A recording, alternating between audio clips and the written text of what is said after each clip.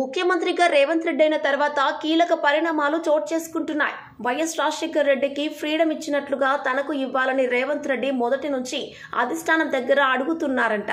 ఇందులో భాగంగానే పార్లమెంట్ ఎన్నికల కంటే ముందు రేవంత్ రెడ్డికి ఫ్రీ హ్యాండ్ ఇచ్చింది కాంగ్రెస్ అధిష్టానం రాహుల్ గాంధీ. అయితే పార్లమెంట్ ఎన్నికల్లో రేవంత్ రెడ్డి ద్వారా టికెట్లు తీసుకున్న ఎంపీ అభ్యర్థులందరూ ఓడిపోయారు. దీంతో 8 స్థానాలకు కాంగ్రెస్ పరిమితం కావాల్సి వచ్చింది. దీంతో అధిష్టానం రేవంత్ రెడ్డిపై సీరియస్ అయినట్లు వార్తలు వస్తున్నాయి.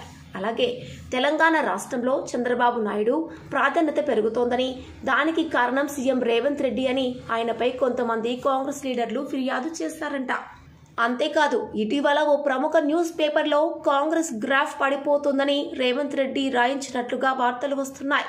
దీనికి కారణం తెలంగాణ కాంగ్రెస్ మంత్రులు అని, రేవంత్ రెడ్డి మాత్రం పార్టీని సరిగ్గా నడుపుతున్నాడని ఆ వార్త రాయించారంట. అయితే దీనిపై కూడా రేవంత్ రెడ్డిపై ఫిర్యాదు అందిందంట కాంగ్రెస్ అధిష్టానానికి. దీంతో సోనియా గాంధీ అలాగే రాహుల్ గాంధీ ఇద్దరు సీఎం రేవంత్ రెడ్డిపై కాస్త గుర్రుగా ఉన్నారంట. రేవంత్ రెడ్డి ఏదో బలమైన స్కెచ్ వేస్తున్నాడని అనుకుంటున్నారంట. అందుకే అతి త్వరలోనే రేవంత్ రెడ్డి దూకుడు తగ్గించాలని కాంగ్రెస్ అధిష్టానం భావిస్తోందంట.